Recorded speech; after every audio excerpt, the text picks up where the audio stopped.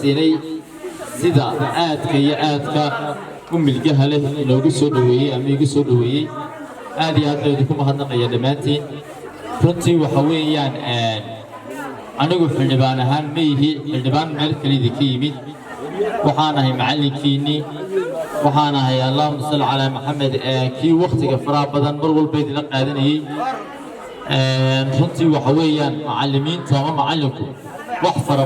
badan oo bulshada xaaladaha ay ku sugan tahay ah ayuu ka warhayaa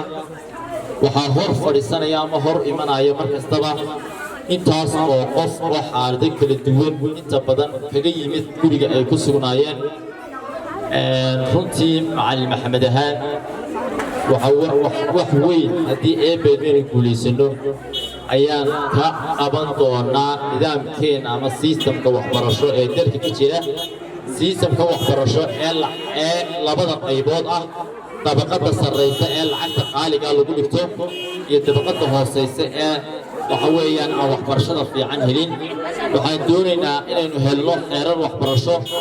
oo faqiir iyo waxaa fuuri iyo mid waxhaystaaba ay u siman yihiin intiina halkaa joogto oo qof kastoo waalid wuxuu jecel yahay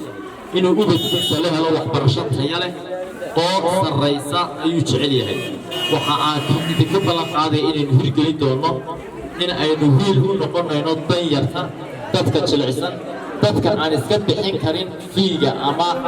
lacagta fiiga ee waxbarashada dadka aan iska bixin karin lacagta fiiga ee jaamacadaha ardayda ku dhigtaan ballan bay taa ku qaadi doonaa haddii ay beedno insha allah aad iyo aad bay wada mahadsantiin waad ku mahadsantiin soo dhaweyntiina asalaamu calaykum waraxmatullaahi wabarakaatu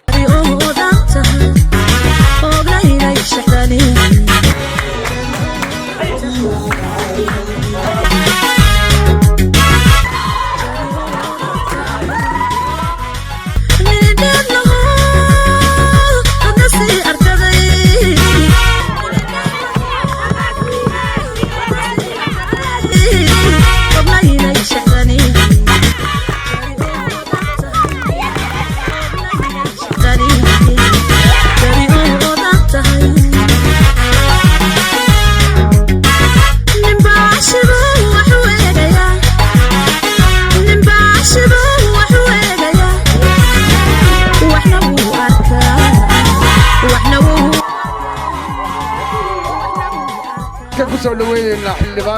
xildhibaanka golaha wakiilada ee xisbiga uxud maxamed cismaan siciid maxamed Soomaali maxamed hambaliyo kusoo dhawow xafiiskaaga degmada Wajaale kusoo dhawow baan ku leenahay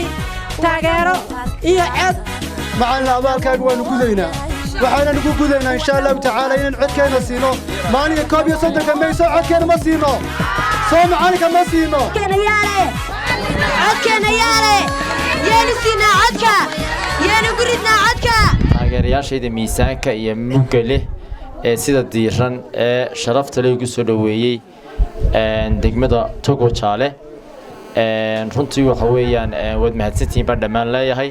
eebeedna insha Allah aynu jagada ku guuleysano in aan dhamaan u noqdo halbeeg oo aan u adeego danyarka dadka jilicsan